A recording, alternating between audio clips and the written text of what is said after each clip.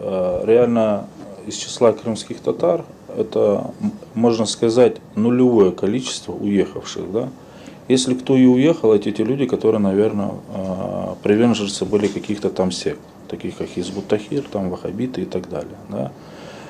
Поймите, крымские татары между собой все друг дружку знают. Да? И вот те, которые на поверхностные люди, да, те, которые на сегодняшний день там, занимаются бизнесом, либо работают педагогами, там, врачами и так далее, мы не видим тех семей, которые отсюда бы уезжали. Я вам скажу так. Да? То есть мы наверняка бы знали. То есть если взять там в процентном соотношении, ну если может там 1,5% уехало, но и те, наверное, уже об этом пожалели, что они это сделали. Поэтому сегодня ситуация на Украине, она, ну, сами все прекрасно понимают, как она складывается. Спасибо. Еще вопросы? Коллеги, еще вопросы? Пожалуйста, центр, второй ряд.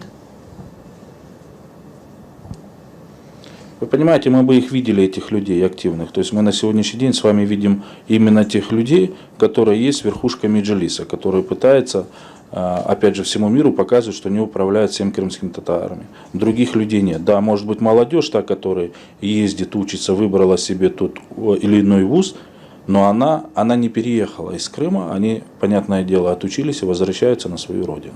То есть